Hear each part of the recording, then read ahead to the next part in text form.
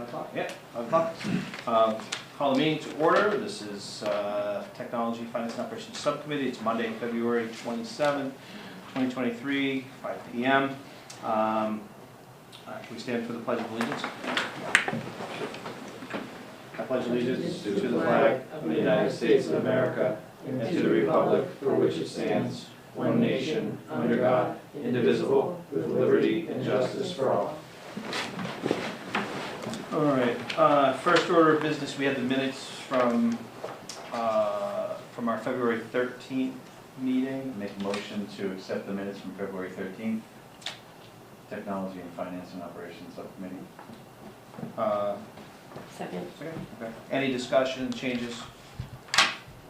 Seeing none, all those in favor? Aye. Perfect. We will move on next to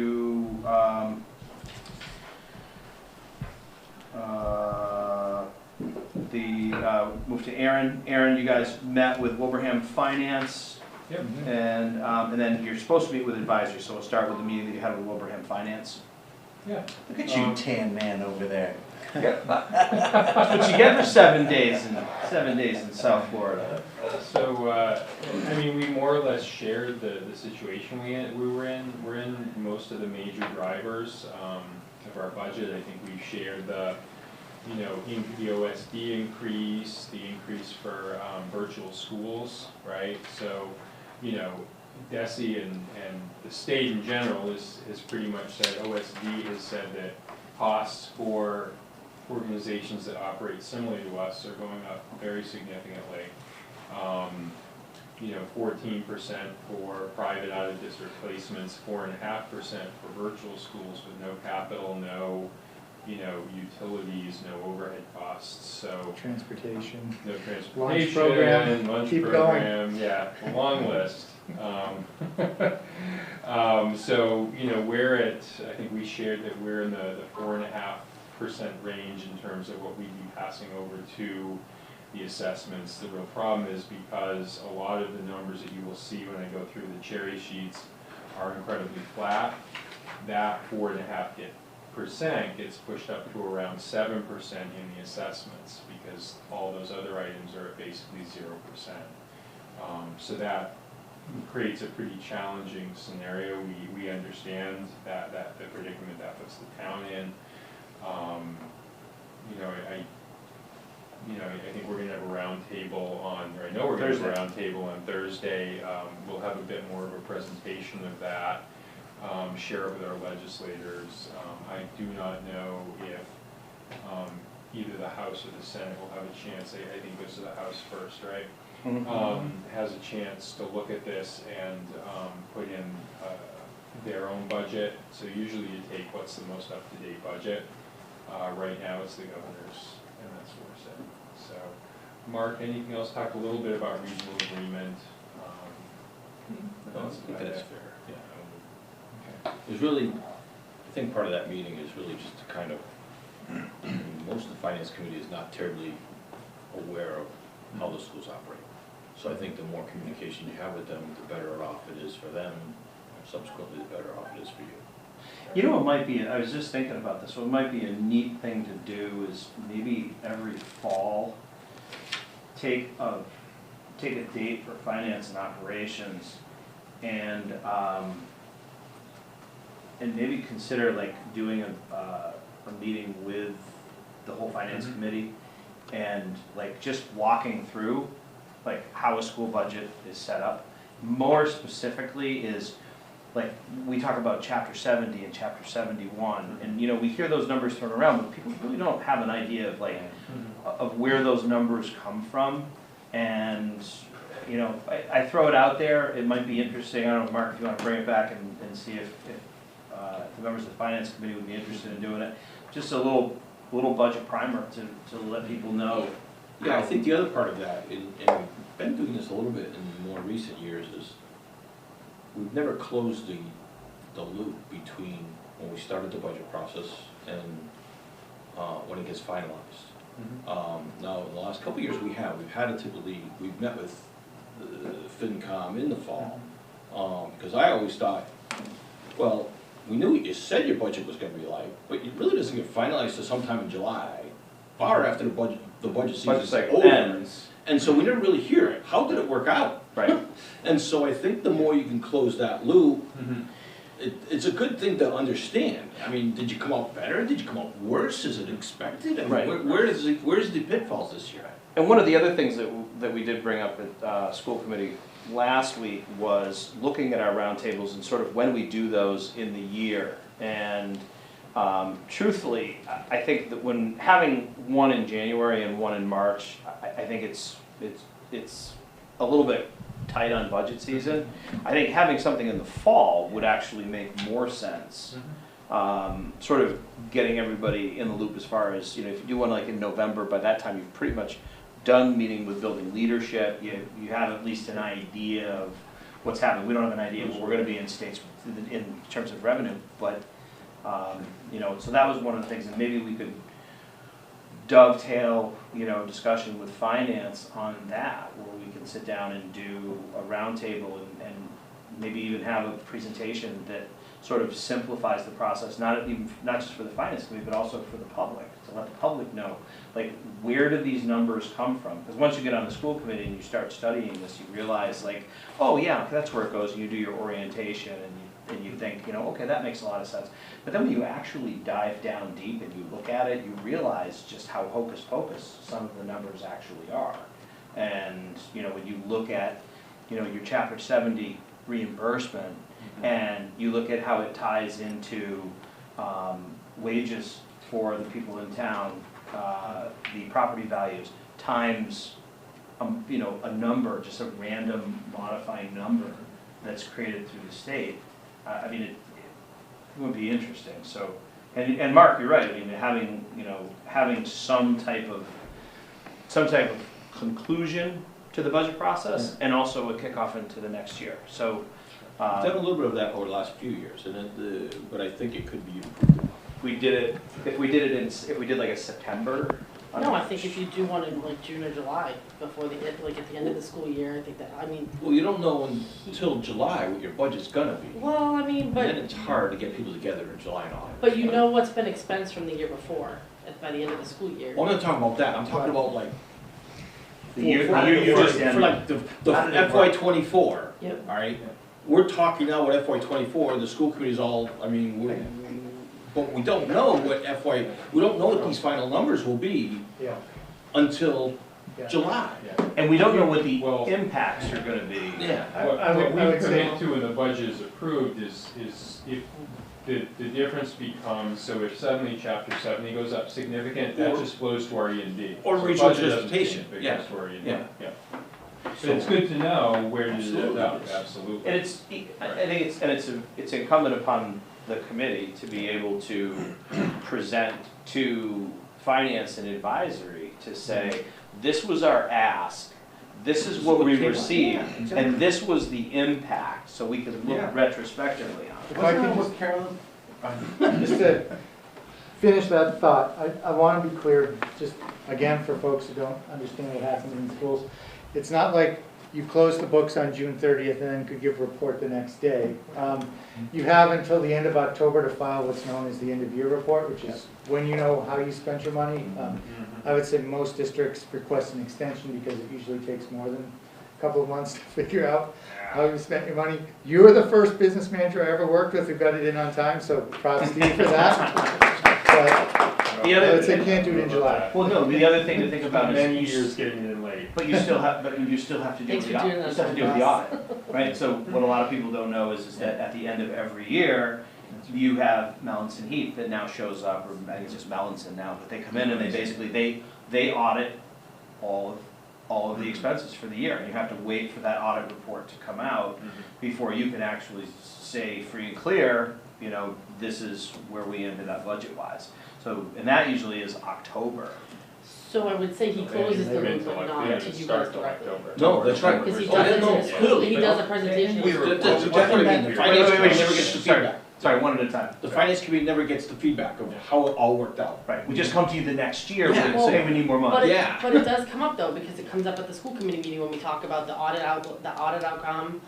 You know, Aaron always does a presentation to say that this is what was spent this is what wasn't spent, like, there is a presentation that's given to the school committee for us to know where we land. Of course. So I'm just saying, it doesn't happen directly to you guys or directly to the town of Hamden, but it is in a public meeting where that information is disclosed from the district. And this is I'm what not we saying always- it's not disclosed at all, but I'm saying it's never closed with the FinCom. And that's my whole, and we've done a better job of that over the last couple of years, but Sean?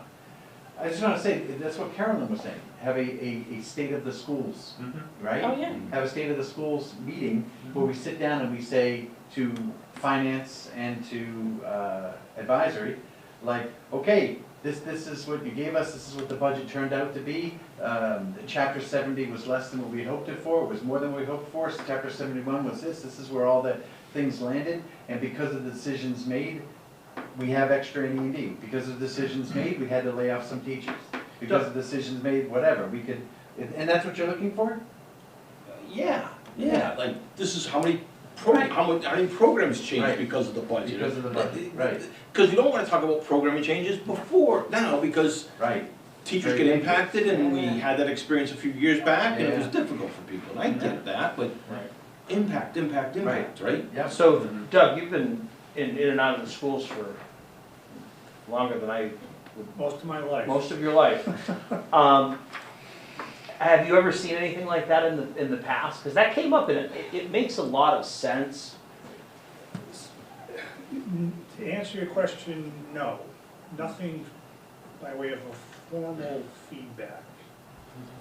Mark and I have had this discussion, over the years.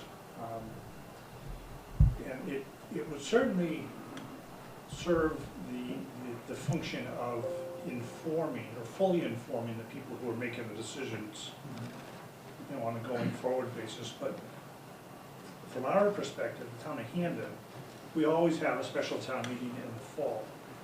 And so, as you're getting your report, we're actually focusing our attention on that special town meeting in the fall. And that's, that. End of October?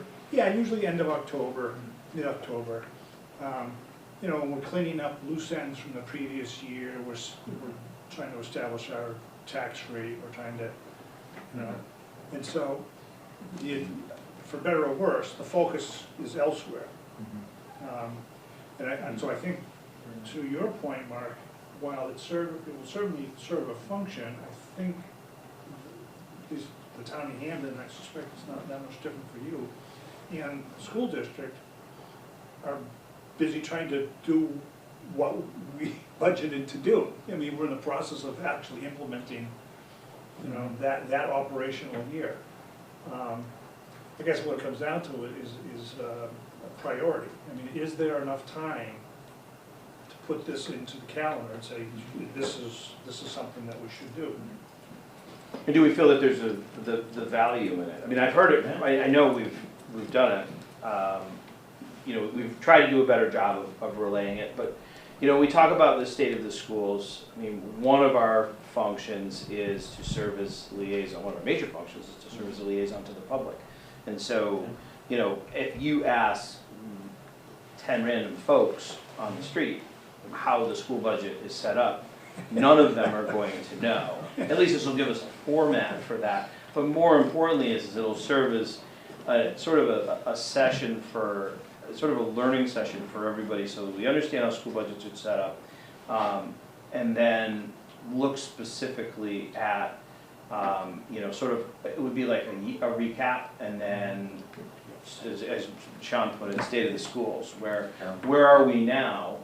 And, what was impacted from the budget crisis, and recap, like what happened through the budget season, give everybody a historical perspective, and then where did we end up at the end of the summer, beginning of the summer? I'm cautious about making it a production.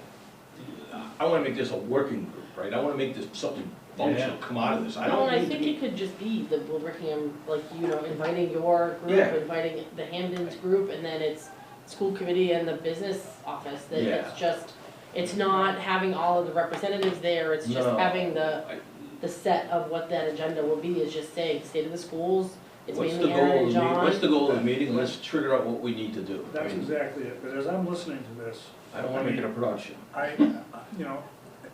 speaking for myself, and I wouldn't be surprised if it was similar to you, Mark, we make a point of reaching out to the people that are involved in this process and gather this information informally through conversations. Right.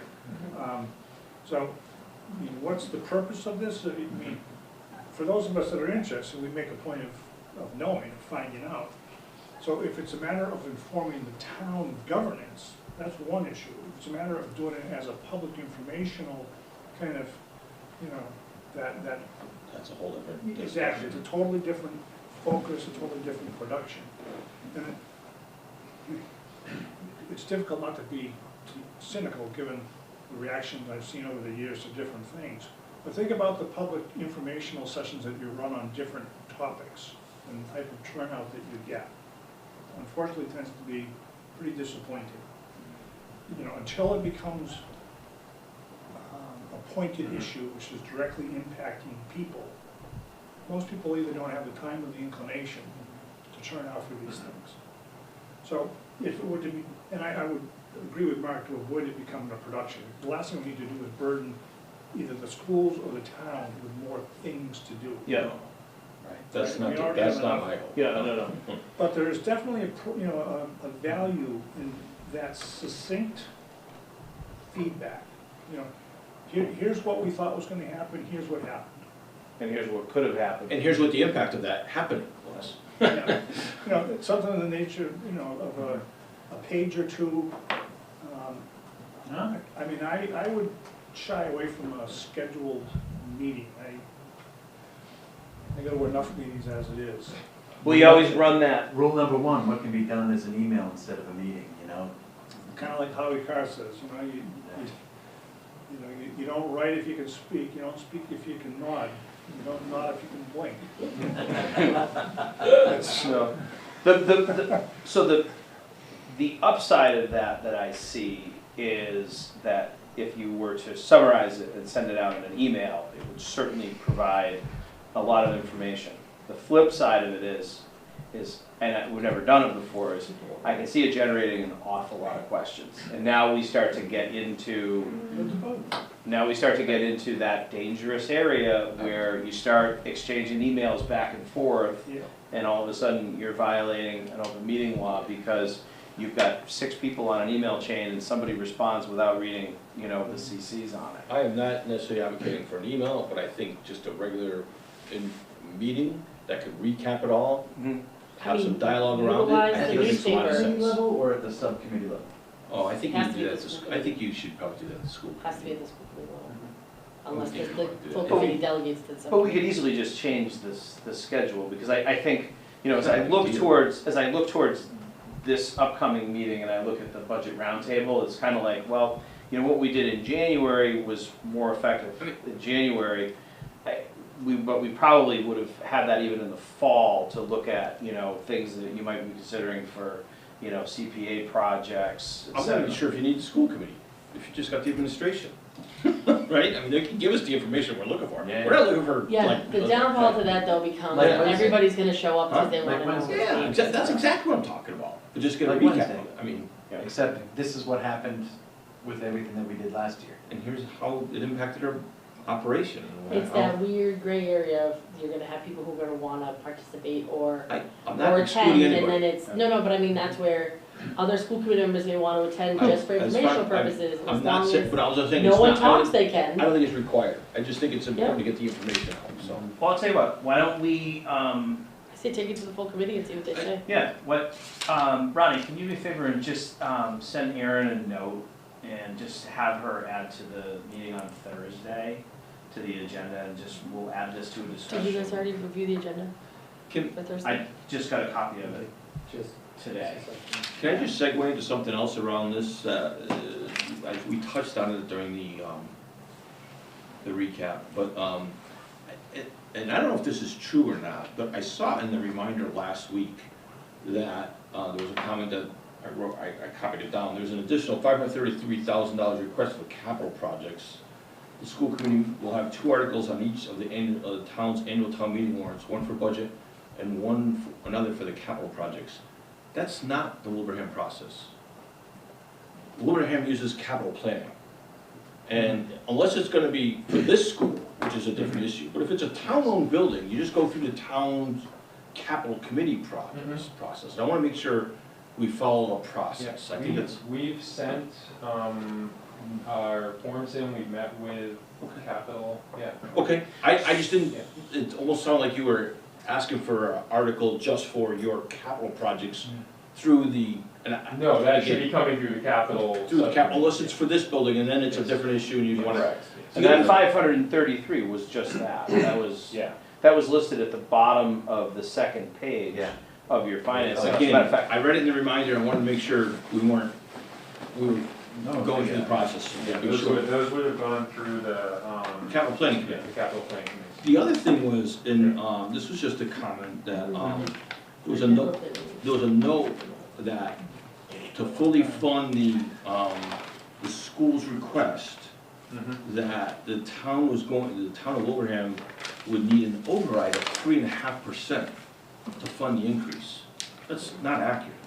Where's I that don't know from? what that. Where are you reading that from? From the reminder, last week, I don't think- I'm not sure if this is accurate, but I wanna make sure, I mean, I think someone said something to that effect, but I think it was more of like, so So what it's is, an override of 3. so I've heard that number, from where?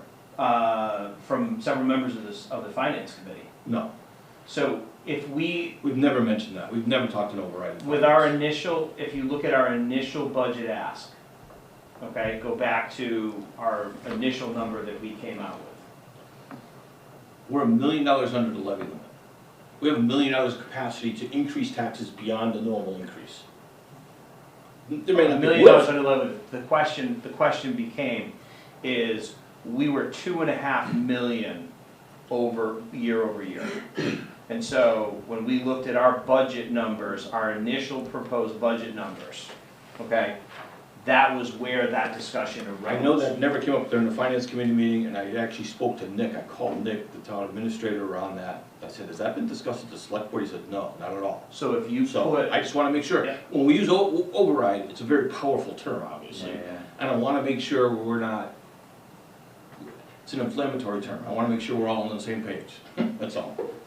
We're $1 million under the levy limit, we have capacity to do different things. Whether or not there's a will at the FinCon level, or even within the town level, is a different discussion. okay, so, which is funny, because I think that was the point that I was making at the,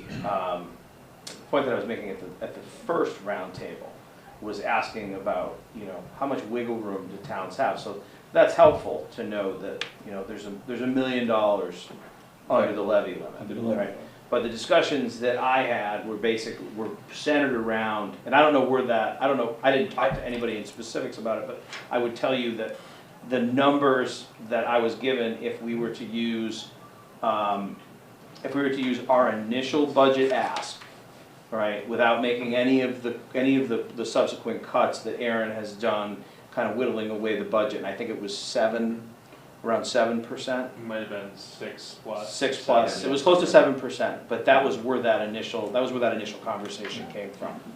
And to be perfectly clear, because we throw a lot of terms, and I think everybody understands them, but I wanna make sure, is when we say we have $1 million of excess capacity, we haven't raised those taxes.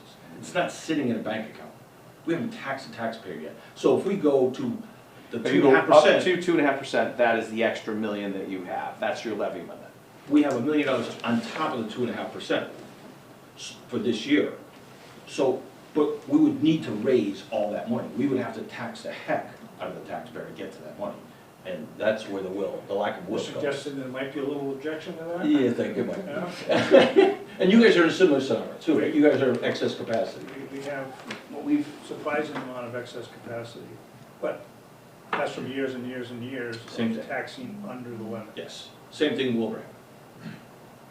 So, but we have the ability to raise those taxes legally.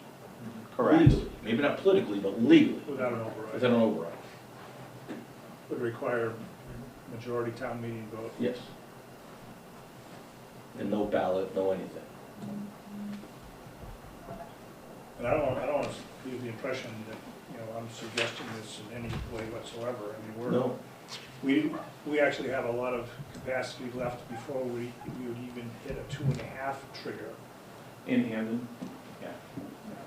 Unfortunately, the rate limit on that, the rate limiting step on that is either town, right? So you may have more excess capacity than Wilbraham does, but percentage-wise, we're limited, you know? So you guys could put $5 million into the pot, but that would mean that we'd have to put 40 million in. Right, right. Right? Yeah. So, you know, we're limited by that. And, you know, Substantially. and it was in the Camden Wilbraham Times that we've had a PFAS finding up at our old landfill. And if you're familiar with PFAS, it's a forever chemical that's showing up in groundwater now, drinking water. And it's a forever chemical that is a problem. So that's, you know, what used to be on the horizon, well, it's on our doorstep. Yeah, so say. So, Yeah. all right. And then sorry, we'll go on with the agenda. So Hammond Advisory, have you set up a date to meet? Typically we'll get together. I thought we had a date, I didn't bring my schedule in with me. If not, I'll text you. Okay, yeah, let me know. Yeah, I we're meeting didn't tonight, remember so whether we did. I'll verify Yeah, that. typically we Okay. sit down with both towns just to kind of give everybody an idea where we And sit. I think we put the schools at the end of our meeting schedule, figuring, you know, that would give as much time for this to gel as possible. I recall that's what you did the past Yeah. couple of years, so. Perfect. All right. Next up, transportation. So I would probably, I want to just kind of divert to the handout that you gave us, Aaron, to start with. So looking at I'm looking at the transportation estimates off of the governor's budget. I mean, we're 100,000 short. Yeah. So the proposed cherry sheet was almost 1.5 million, and the governor's proposes just about 1.4 million. Because I think I read in that the update that we get from MASC, Mhm. that she was saying in the past it's been like 80%, she's committing to 90%, but I'll believe it when I see when the final budget comes out. Yeah, I don't. She was so- doing between fully funding the SOA and then Right. transportation at 90%, you Well, know? basically, This isn't 90%, so Yeah. I'm confused by that statement Mhm. and what I'm seeing here. I felt like I was watching shells being pushed around the table when I was reviewing these Yeah, numbers. yeah. well, no, because it's basically, yeah, everybody can have everything that they want, so that, you know, I mean, it's a shame, really. It really is, there's no reality in it. I just want our government to be honest with us. Yeah, Is that asking too much? but you can't Does fully that make fund. me a radical? And I mean, and just dovetailing off of what you said with the email that was sent out by Julie Kelly, it's the MASC rep that handles all of the, you know, sort of the budgetary issues for districts throughout the state. And what was the number? It was crazy. It was like 2/3 of the districts in the state of Massachusetts are basically carving up 7% of the increased Chapter 70, which means that of the millions of dollars that Chapter 70 is being increased throughout the state, it's being sprinkled to Just the big- roughly 1/3 of the districts, and it was even worse than that because it was like 30% was going to 10% of the districts. It's just frustrating to hear that the governor is like touting municipal schools and supporting municipal schools. And don't get me wrong, municipal schools are important. But like, I feel like when they're like, oh, but you know, we'll help the regional schools out with transportation.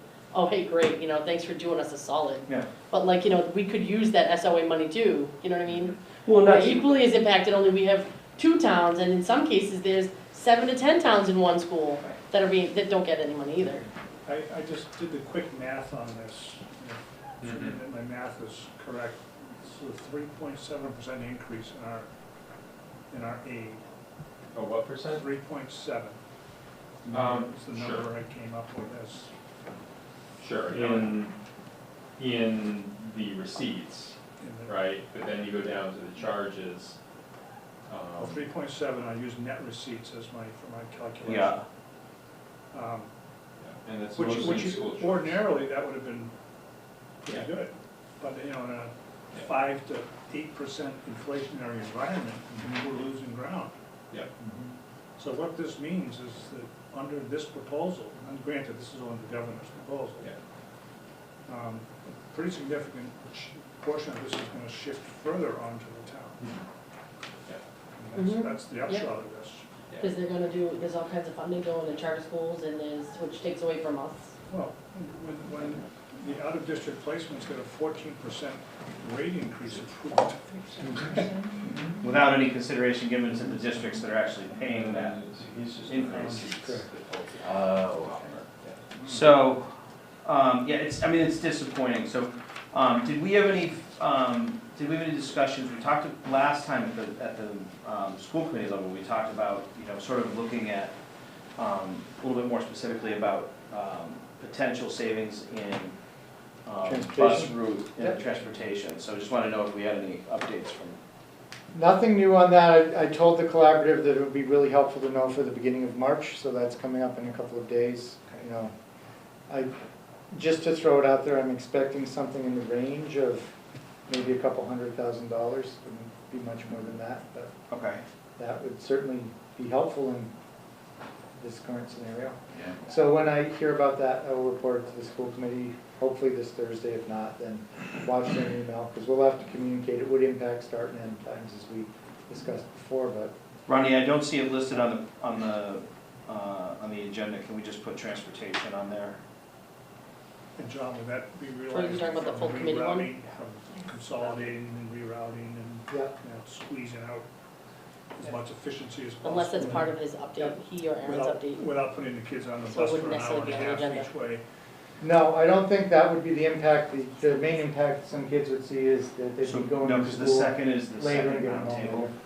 So it'll be set up differently, so we won't have Would impact some people. we don't have a Right. superintendent's update. It It's on depends on regular which agenda. school. I mean, you have the Okay.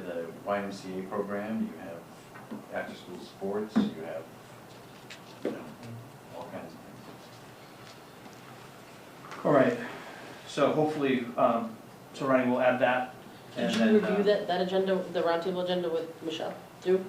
I So just that got you the. guys were on the yeah, same page? Yeah, I just got the agenda on my way over here. It was emailed to me at like 5 o'clock, or 4:30. So I'm just trying to work on what I'll have, and then I'll have the revisions sent back out so that everybody have a chance to look at it. I didn't know if you guys had some other conversation before your vacation about it. No, nope, That's what I meant. just got sent out today. Okay, all right, so Aaron, I'll let you take it over, now that we've got some of the governor's Yeah. numbers, so So. give us the good news. Sure, well, chapter 70, that is roughly $30 a student. That is the whole premise minimum, per student amount. It amounts to not a whole lot, but, it's something. One thing you'll notice is charter tuition reimbursement decreased. I'll kind of speak to the charter sending tuition and charter tuition reimbursement. Tuition reimbursement is on a sliding scale, so the first year a student attends a charter school, we get 100% reimbursement. Then it wanes off, I forget the actual percents, it's 75, 50, 25, right? So this decrease is, looking at our numbers, we've kind of leveled off on numbers for charter school students. What's happening is they're kind of aging through that process. So. Are these kids that are residents that are attending charter schools? Yes. Okay. Yeah, so arguably, it's kind of what you want to happen, as much as you don't want to get the reimbursement. If we had a higher reimbursement, it would mean that we had more kids enrolling in charter schools. So it seems like we may be kind of leveling off on some of that, and hopefully, in COVID, we had more students who, there were charter schools that were more in person, say, or there were charter schools that were allowed to be fully virtual when we weren't, and people made some choices. I think this might be a little bit of a leveling off, I hope. We'll see. But with that said. Just so you know, chapter 70, it's $83,760 increase year over year. With the state of the economy and how everything's skyrocketed in price, I don't understand that. Yep. I don't know. Divide that by 30. Oh, no, sorry, 3,000. roughly the number of kids we have in the district, right? $27.92. Yeah, it's about $30, we have under, yeah, about 2,800 is actually. Not even $30. Yeah. It's like a meal at McDonald's. Not anymore. So we talked a little bit about regional school transportation. I do not know where that number's coming from. If the governor's budget is at 90%, I'm not sure where that money's going, but I'm gonna reach out to someone with Desi and just ask the question. School choice. We want people that are proficient in math for Yeah. their new budgets. Yeah, I'm not sure. Probably some test in that portion then. $98,527 decrease. We went up to 90%, but then we went down in some. Yeah. Well, they went up to, it was up at like 94 last year, went up to like a high 90 Yeah. number, 96. And then it came down to like 83 or some weird E Right. number. Yeah, exactly. School choice receiving, we did increase some choice seats. One of the things to remind everyone is we are incrementally increasing some of our seats here at the high school. Some of that was to offset the cost of the additional assistant principal. But over time, that should bring in a total of $200,000 additional dollars against about $100,000 for the additional assistant principal, give or take. So that was kind of just a win-win conversation, we felt like, but that is one reason our numbers are going up in terms of school choice receiving. No, we haven't received any recommendations as of yet, No. either at the, have you had any conversations? We'll be talking to Steve and probably the elementary principals soon. Okay. So that's a discussion that we're gonna need to have at the full school committee level, especially because last year we took an extra 60 kids. I think we took 60. I can't remember how many, No, an extra 40, I'm sorry, 63 total, so we took an extra 40 school choice kids. Now, the question is, I don't wanna get off track Yeah. with choice, but where are all these kids coming from? Surrounding towns? No, but Munson, where? I mean, Munson, Palmer, I think Munson was number one, Springfield. right? yeah, months. Really? Springfield was not number one or number two, if I remember correctly. yeah, I think it was Munson, Palmer, and then Springfield, right? They don't want some schools actually. I know, but. they're having a big internal debate right now about their high school. Like, trying to figure out how they're gonna, I mean, good for us. Build it. I mean, that's a lot of kids to be, Sure. in a relatively Yeah. small. Robbing Peter to pay Paul. right, Sure. Yeah. just stealing an inadequate number of students from each other. So, so that number, we can expect the school choice receiving tuition, that number will level off, but then we're gonna see a drop next year. 530 is more the number that I was looking at, around the 500,000 level. But we've added an extra 40 kids, so that's driving it up. Depends We've on always, what we decide to do. yeah, always been pretty level, but my feeling is on it is that I would do very, as little as possible in expanding school choice until we know what we're doing with our own buildings and our own kids. 'Cause I don't wanna have 300 school choice kids running around the district and all of a sudden we gotta open up another building to accommodate that. I don't think that's smart budgeting. Sure. We move to expenses or charges? Yeah. So, the special education charge is actually for, students enrolled in, state hospitals. These are sometimes students we don't even really know exist. I mean, we know they exist, but we don't know much about them. They're in a state hospital. And these are to serve their special education needs. So this is something we really have no control over. It tends to I go didn't up even and know down. we had any residents. I didn't even know that they allowed that anymore. I thought they got rid of all the in-house residential kind of state hospital Right. stuff. You know what I mean? Mhm. Because they These are- closed them all. These are mostly students who have physical impairments. Because state hospitals, they close mainly for students who have emotional impairments So, and that number just, Interesting. or cognitive impairments. It's never been a very big number, but it fluctuates based on the needs of students who are enrolled in those hospitals. it's just interesting. And it just I learn kind new of, things from you all the time. is there any What's that? breakdown? I learn new things from you all the Do we time. get a breakdown as Like, far I as what it didn't know is? So I we did don't, nothing. So we don't actually know, I mean, it could just be a little state-run slush fund where they're like, oh, you know, we need a little bit more revenue from the towns, we'll just add this little charge in, we don't have to provide a breakdown. So Does you the SRO do you or Gina have any idea what, or who, or how many students that is impacted? I don't believe we get Anything. any You would think you'd information at on that. least I can need to look. know, even if it was like 5 kids. You know, just so you know, Let's do a you know. wellness check, let's have the SRO run a wellness check, all right? Let's make sure these people exist. And again, out of privacy, I understand and respect that, I just think that they would at least say, hey, you know, we're gonna have Look, this it's not charge a- and it impacts It's this not a many budget students. killer, but it's money, it's, It's 31 grand. I kind of hope they're audited and on some level the state. So, school choice sending tuition, and charter, sending tuition are both pretty accurate with the figures that I have. I shared, some information with the school committee, recently, around the number of choice and charter students we have out, and this is pretty indicative of those numbers. Interestingly, on school choice, the actual number of students is dropping.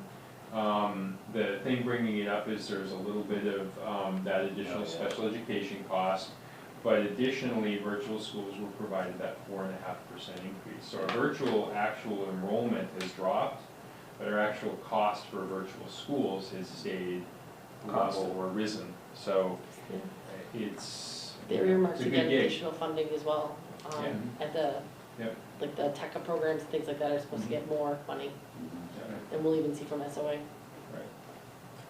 So that's really it, that's the cherry sheet at a glance. And most of these numbers are now in my budget document, we'll be sharing a lot of that information on Thursday. Is that gonna be similar to the information that was shared with Wilbraham Finance? In that memo that we saw, Some of, just the- the amounts and like the the percentage? amounts, yes, the amounts, but we'll have more of a PowerPoint presentation for Okay. Thursday. See, as how you're gonna put the PowerPoint presentation, would you be willing to, add what Julie had included in our email? You got a copy of that, correct? Basically the breakdown, looking at, where the chapter 70 increases, course. have gone in this state, because I find the If numbers. you could forward that to me, make sure. I have Yeah, it. I'll, for the sake of the people that are here that weren't on the email, this was written by Brian Forget, who is the Triton Regional School District Superintendent. You know who he is? Yep. All right, seems like a pretty good guy. Over 71%, that is $418.8 million. Mark, I can send this to you, too, these are two of the numbers. $418.8 million, that's 71% of all new Chapter 70 money is going to 32 school districts in the Commonwealth, that's 10%. Almost 93%, $544.8 million of all new Chapter 70 money is going to 106 school districts, that's 33%. And 212, or 67% of all the districts in the Commonwealth will be sharing the remaining 7%, which is roughly $41.5 million. That's sick. But did they tell you what percentage of that are regional schools versus charter schools versus It does not, municipal no, schools? yeah, it does not. Because I know that they were trying to get that figure as far as I knew, Well, not I'm from sure- them I'm sure that- specifically, yeah, but, I'm sure it'll skew because even regional farther. schools get like nothing. I'm We're sure not it's- the only regional school getting like nothing. Yeah. I'm sure it skews even farther in that direction.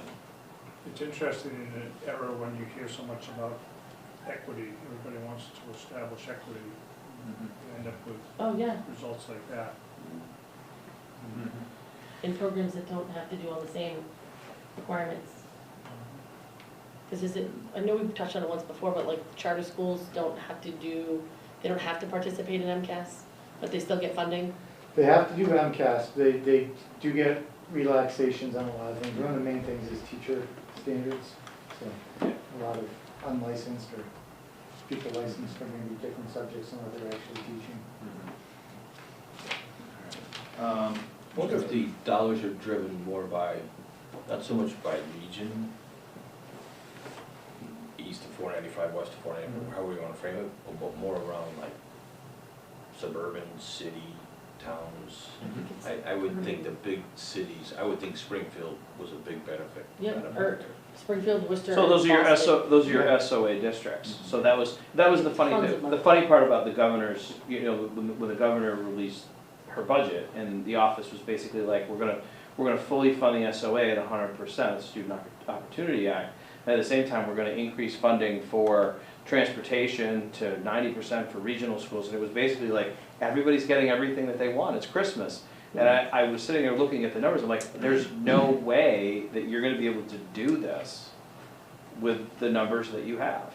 We just, unless you just tax everybody into oblivion in the state, there's no way we're gonna be able to hit. Well, I was saying it to Aaron, Those so we goals. started with Jeff Farnsworth, who works closely in the governor's office, or not in the office, but is associated with that. And he had sent me something last week, this is what he had, and the budget he had seen, and it increased regional transportation by 18%. Ours didn't go 18%. No, I'm pretty sure, I mean, I'm pretty sure it's municipalities, large municipalities get the lion's share of the money. Exactly. And when it comes down to the rest of the money, the vast majority of it is tilted to the east, and very little comes out to the west. And you talk to the people in the east, and they'll tell you, you know, well, and you heard Jake say this at our last roundtable.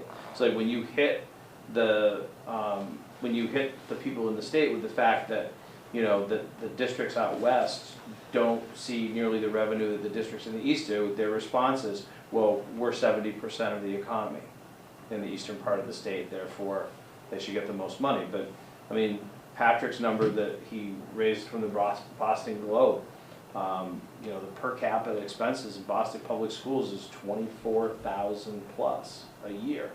Ours is 17.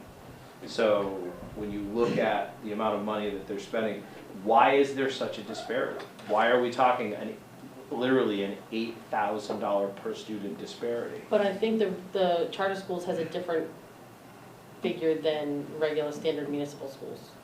You know, that expense per child. So that's what, you know, that Yeah. it just never made sense to me that like, why is one different than the other? They all offer the same thing, just different, as you said, just everything is the same, except for whatever the requirements are for the teachers that are educating. What they may have more of a focus in like arts versus a science school versus. So the charter schools, and I mean, John can probably speak to this, I know you can speak to this a lot better than I can. I mean, charter schools are given just a wealth of advantages. I mean, the biggest advantage that they have is they're not tied to those students.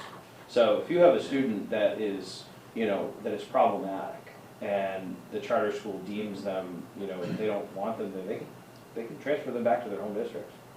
And if it happens after October 1st, the charter school still gets to keep the tuition. They get to keep the $5,000, and they send the kid back. For a while, they have to end up giving it back. No, but I have to feel that there may be repercussions, because that's gotta be information they have to report out. Like, you know, every school has to report out suspensions, everybody has to, you know. I'm so- assuming or I'm expulsions.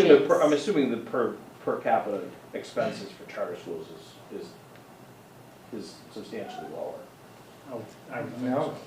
It's It's driven by where you're sending them from, because the theory is those tax dollars go with the kid.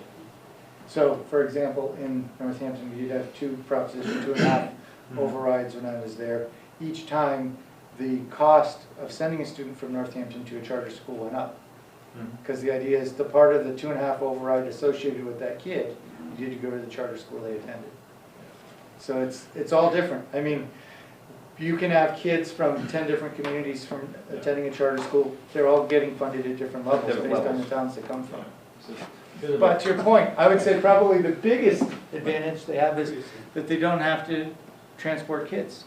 In fact, the communities they're located in have to transport the kids, but, you know, if you took $2.7 million off of our budget for transportation, we would have no issue this year, right? right.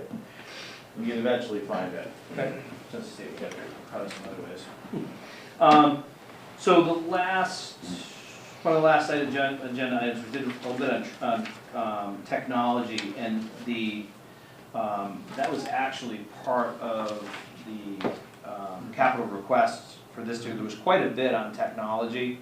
The WAPs, wireless access points, the Chromebooks, classroom projectors, monitors, music classroom computers, camera system.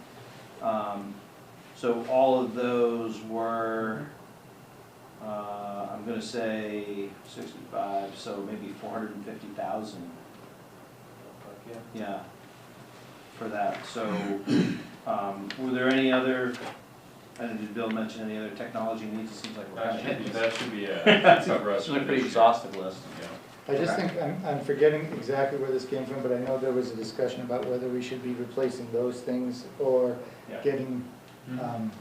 getting screens. And what I've heard pretty consistently is teachers like that, because students can go up, they can write on the board, they can project, they can, and you really don't wanna have a bunch of 7 and 8-year-olds drawing on your TV set. Yeah, I actually, when we were doing the tours of the schools, I asked every teacher that I talked to, what do you think of that? What would you think about having a really giant like TV screen instead and stuff like that?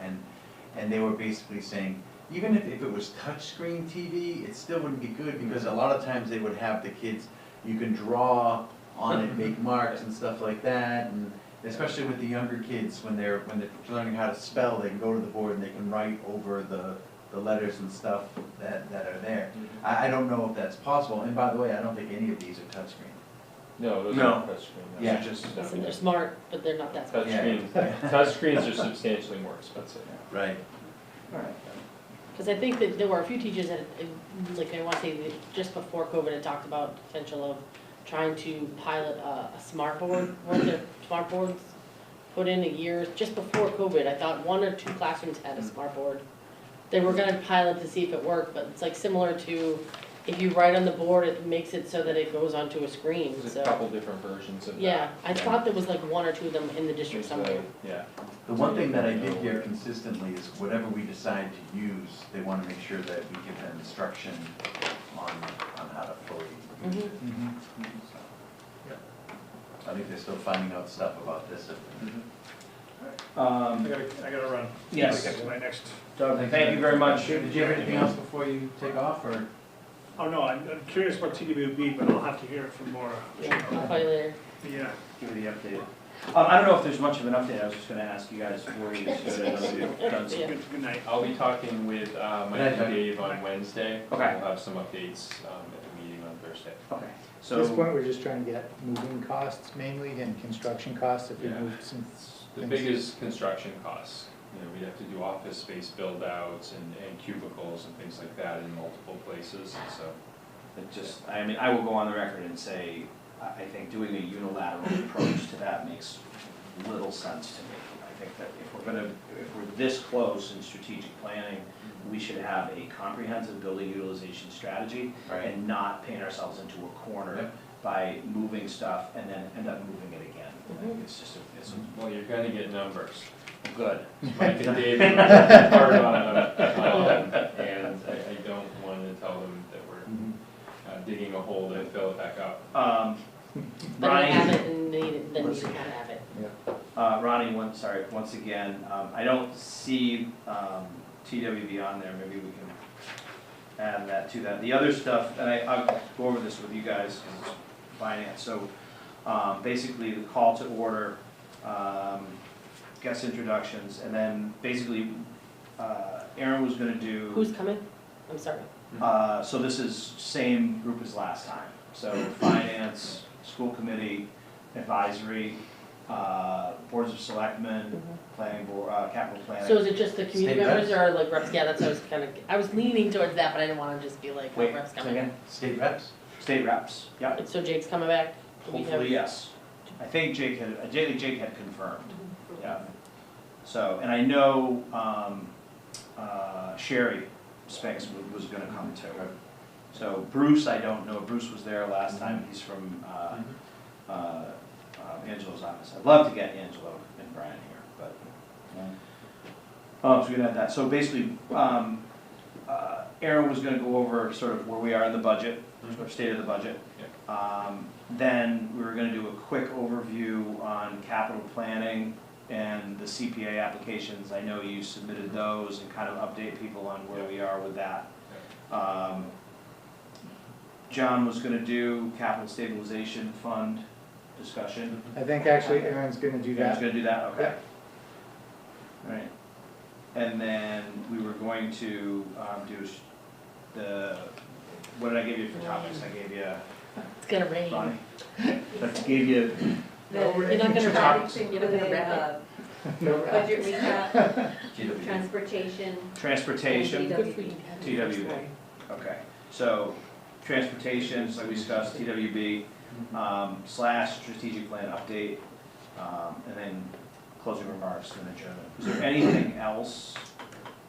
Are you gonna Yes. ask them, so is there gonna be any point where they can talk, they being if any of the reps come, where they can talk about the state of the potential budget? Cause when is her budget coming out? Is it coming out on the 1st? I know it's supposed to come, It's oh, did it already come out. out? This is I it think right here. that's out. Oh, I'm sorry. It's right here. Yeah. This column. I'm sorry, I Look at missed the that. top, it says governors, and then you have the House. I missed, Senate. I'm sorry, I missed that. Oh, Sorry about That's that. all right. So, One quick question, the stabilization fund, what is that discussion going to look like? Like, what is its intent is, what its purpose is to have that discussion? Have you shared? Or just how much is in there and what we're using it for? you know, well, great question, right? Because it's a discussion that we've had for as long as We've been been on, on the yeah, school committee is, you know, what are the parameters around the usage of that? right. I think it'll be, I think the discussion will be basically where we are and how much money is in it, but then, you know, it really should go back Bless to, you. really should go back to the committee. And the question that I have is that, should that be, like, is that a policy? What? Like, when you start looking at the usage for the Minnetonka Stabilization Fund, like, we've never had any parameters. I mean, I think there was an ask from, at one point, the town of Wilbraham Finance, and, I mean, I know Hamden Advisory had asked about, I don't know so much it's a policy as it's what the expectation of it is. Right. Just identifying and saying, we're gonna create this policy and this is what it's gonna be used for, and just creating parameters around it. I mean, we can create a policy for it if we want to, but then we have to abide by it. So, Yeah. I would we say feel comfortable in just, like, you know, taking asking some, towns? well, asking the towns what they feel, and then just creating something to bring to the committee, because, I mean, we've been talking about this for years, and we don't really have a set of guardrails, so I Right. mean, we've ranged off, you know, Being you hold the Yeah. purse strings and Hamden holds the purse strings, what were your expectations of it? You know, Yeah. what were you guys thinking? How would it work best with how you have things? And then we can take it from there, right? So the reason that was put in place was when Minnetonka, the old Minnetonka, we were going through this whole process of potentially building a new school, one of the major criticisms was the fact that it was in such disrepair. It was, 50 years old, it was in such disrepair. And there was an outcry from the community basically saying, why did you let it get that way? There was a promise made to the community that we would set aside money every year for maintenance moving forward. That was in response to that. That's Okay. exactly what that was for. It's woefully underfunded, I think that's pretty obvious. But the reality is, we decided to start putting money into this thing and develop this thing because of when we built this, we made a commitment to the community, we would maintain Minnetonka well. And if Doug was here, I think he would say exactly that. And Carol would. And Carol would say the 100% same thing. So that was the point of it, that was the genesis of it, it's really to be a capital maintenance fund. That when you need major repairs or you need a significant issue, you have something to draw from. It isn't meant to improve upon So- things or do that, it's meant to Could be a fix good it. starting point of bringing it up at this roundtable meeting, to just get get the feel for the, where the towns sit Committees. on it. and because you have the select boards, you'll have the finances, you'll have all of the major people who are gonna have an opinion. Right. But then I think you can take from that, what people's expectations are, and I don't either think that there's or. what contributes to or what the point of that. But I think we have to funding is. define it, and so I think that's been the issue, Yeah, is how there does has it not work? been it defined. Well, so I mean, because we've gotten into some, I know. we got into some far-ranging debates. I mean, just talking about like the pool heater. right? Replacing the pool heater, like, where does that fit in, right? So So that the would pool be, part of it, well, the Well, pool I wasn't think part it- of the original, of course it was, But I it think there wasn't was, part of the original funding. of I course it was. think there was thought that It was that could MSBA? come from. Yeah, well, The it was, MSBA no, did. it was never funded through the The MSBA. MSBA didn't fund Well, that, that was. But it was yeah. part of the original funding, of course. No, it but I'm was. saying the, It was never reimbursed. But I think I there think, was, don't, let's not confuse original funding and reimbursed. right. but the thought for that, I apologize, the Yeah. thought for that, if I recall from when that conversation came up, was that it wasn't so much the stabilization, but you had other groups that were utilizing the pool. So where was the money from those groups that were using the pool going? That's a different That- discussion than. But I think than that. that's why that came up in that way, because I think, while we talk about the different aspects of money, there are different groups that pay dues may not be the right word, Right. but They use fees buildings, pay rent. and understand what those fees look like, where they go. So maybe there needs to be one that's for the pool, one for the gym, because there's gonna be maintenance costs to all of that stuff. I mean, that's why when people brought up So questions did about that- replacing some So of the where gym does that equipment. go? Does that go into the athletic revolving account? No, we have a facilities revolving account. Okay, all right, that so- we fund, we've done repairs to a couple different things on that. We're doing some maintenance work right now to a fence that was damaged and some other items along the way. And I'm not saying that it couldn't be coming out of stabilization, but I think that's what, it was the definition of what consisted of those expenses. And should there be like a dollar amount, so up to a certain amount, it would be covered by that? And then it would have to come from a capital? And I think we're hitting the acceleration phase, right? I mean, the first 10 years you own a building or you own a house, I mean, you're doing good, but the warranty starts to run out on stuff at year 10. Yeah. So all of a sudden, we're starting to see this accelerating number of expenses that are coming down the pike, and I mean, what do we have left in that? What do we have left in that? I mean, we were up to, I wanna say we were like 300 and change. Capital, but I think yeah, we're- we haven't spent much. We still So, I have mean, we've got- 350-ish. But it's woefully underfunded. I'll take a Yeah. look. Oh, because we didn't take that, the switches and stuff out of that. No, we Yeah. didn't. Okay. So, yes, you're absolutely right, it is woefully underfunded, there's no, we were just talking alone about that parking lot. And what the Right. cost would be. It cost you $2 million to replace that parking lot. Yeah, Well, let's say if a car or a bus, whatever, goes off the rails and hits the building, hits this corner, is that coming out of that fund, or is that No, something that we would? That would be go to counts? insurance, maybe Or insurance. insurance. 100% insurance, You between know, you can insurance handle of it. You're never gonna cover all your bases, Yeah, but yeah. that's the reality of it. It was Right. meant to do major vehicle upgrades or and, repairs, I shouldn't say upgrades, major repairs to maintain the building as it should be maintained. Right. Because it was not well maintained, the original Minichog, and we made a promise to the community, we would not be put back into that position when we built it. So I think that's why the pool heater wasn't, that's something that's more of a consumable expense. Right. Because you'll be replacing that in, I think the life of those is Well, 10 you could or. argue a roof is a consumable expense. Yeah. but Yeah, it's- but I mean, but that's also, that's like you need that. Everything's You don't consumable. you know. You No, I need a understand. heater if you're gonna use the pool. Well, but that's the cost of having an indoor pool versus an outdoor pool when you live in New England, Yeah. right? You're gonna have to get a heater for it, because You gotta, yeah. how else is it gonna stay warm? That's just weird. But it Just sounds sitting like in to a me those bathtub. major expenses are gonna be in the millions of dollars. Of course, And when you're talking, it you won't be have, fun, yeah, you $350,000, won't. which is, I would love to put that money into education, and then, No. and whatever, but we That's can't, not the right? point of that. I know, that's not the point of that money. But we have $350,000 that's sitting in there that's never gonna fix anything that we needed to fix. Well, the one perspective that we're not taking into account, I think, is sort of the perspective of timeline, because, the discussions that Mark is talking about were discussions that were happening in 2006 and 2007. That's right. Right, that was 15 years ago. Yeah. So a lot of that has, a lot of the people that were having those discussions, were probably folks that have either moved on or are not with us Don't anymore. kid yourself on that. So, well, I think you there's, start using that, I think if you start using that money less than what it was designed for. Oh, no, that's- a yeah, lot that's- would- I'm not saying No, put that's that not our money somewhere point. else, I'm saying the money wasn't used for you have a lot education. less people in this Yeah. town who are around that remember the old Minichog than are around today. And so that argument carries less weight, but we still have to deal with the fact that we don't have a reasonable sort of use policy around what exactly we're taking that money out for. Well, I think what the real big issue becomes is you don't have the corporate memory anymore of what it was designed for. And so maybe that's why you need to use policy. Yeah, well, no, I think that I think we've been reminded enough exactly what you've said, but, you know, where do you draw the line, right? So, for instance, when we look at the air conditioning units, right? So, I mean, something that wasn't included in the original building, but something is a necessary upgrade for the building for educational purposes.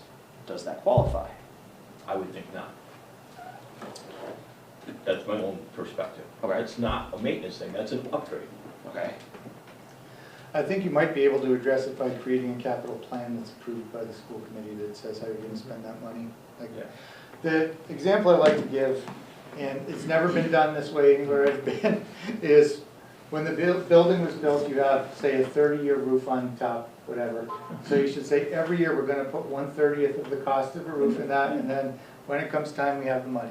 You know, we got maybe boilers that last 30 years, so we put 1/30th of the money for boilers, and then when It's time great, comes- except in year 29, when you're sitting on a $1.7 million fund to do a roof, and you're $1.8 million short on your budget, and then you start thinking to yourself, wow, you know, I mean, and that's one of the hardships that we face. I mean, you know this as well as I do. I mean, every year, you're not facing, you know, where we have, you know, 18% more in revenue than what we're paying out. I've often wondered, and I've never seen it, and I've asked the question at various levels, even many times at the town level, what's the real cost of owning this building? Right. It isn't just to keep the lights on. It's, what's the real cost, because in 20 years, what do we need to be putting away? Right. And nobody ever answers it, and it'd be the same question here. I mean, there must be a model out there that says to own a building like this, you should be putting away X dollars a year for the maintenance. John's point, most school buildings have about a 50-year life before you're, I mean, you're having to do something huge within that frame, so, you know, figure the average lifespan, this is a $100 million building, you should be putting $2 million away a year. I mean, do the math, right? No, I $100 know, million yeah. divided by 50 So what is are you $2 trying to million, do, right? $50,000 a year, is that about it? Yeah, but then by the way, it's not gonna cost Arguably, $100 million MSBA might in pick 30 up half years, of the 50 cost of a years. new building, so you really need to put $1 million away a year.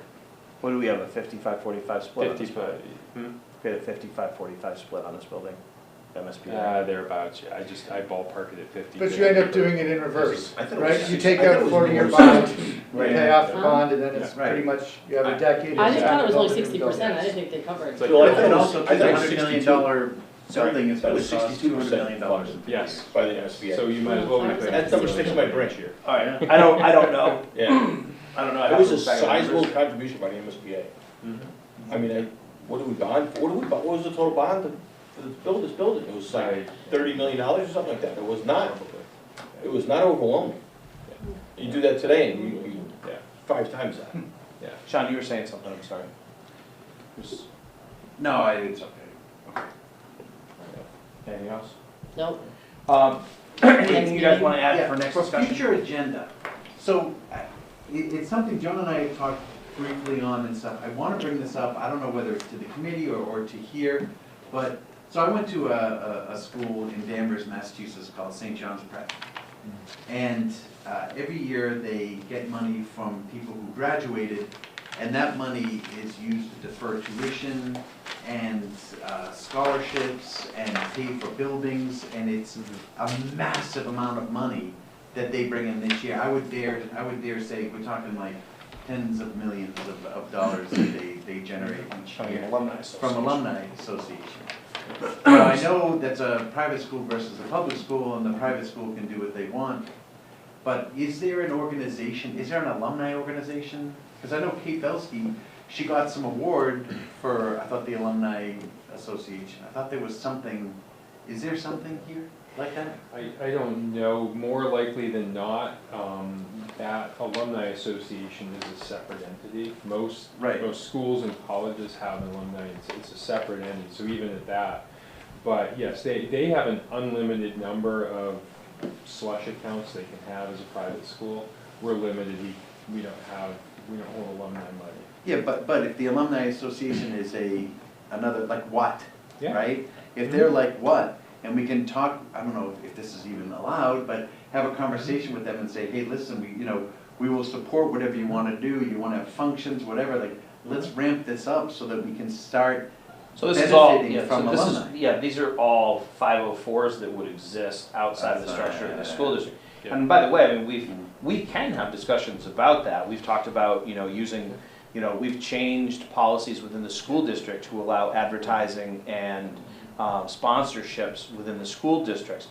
But it's really up to the organizations themselves to generate that. As school committee members, that's an ethical violation. We cannot go out and solicit people from the public to, say you need to, we want you to buy, buy advertisements or sponsor the school district. But yes, We can I mean, make if the rules so that when they do that, so that it's it'll favorable. be favorable to them. I think you have to be very careful because there's a lot of laws around that. Right. What you can do, Oh, it's yeah. not just our policy, because our policies are guarded around what the mass general laws are and the ethics, Right. so. Yeah, you totally cannot go and solicit, that's not within our purview. No, but It's illegal. but the discussion to have would be, if you were to have an alumni association, they would just have to be a separate entity. Right. And But I think we have one. I don't know. I So think she, Wilbraham Scholarship Foundation is what Kate was involved you in, go. and that went for That's a- scholarships for That's a scholarship, students. thing. Yeah. That's Okay, not. That's not, nothing to do with the school, that's. I mean, they might solicit some alumni, but I don't think it's not an alumni. Yeah. and the alumni that went to the school that donate generally give to the booster club. Right. So, anyway, so that's a, Can I make a motion to adjourn? so moved. Second. All those in favor? Aye. Perfect. Next meeting though? Just before Oh, that. sorry, yeah, next meeting is, well, we have our next meeting, our budget roundtable's on Thursday, Yep, and then our regularly scheduled meeting next Monday. Do you make sure that on the agenda for next Monday, we have a discussion on the budget Recap. roundtable? Yeah. And yes, do you want me to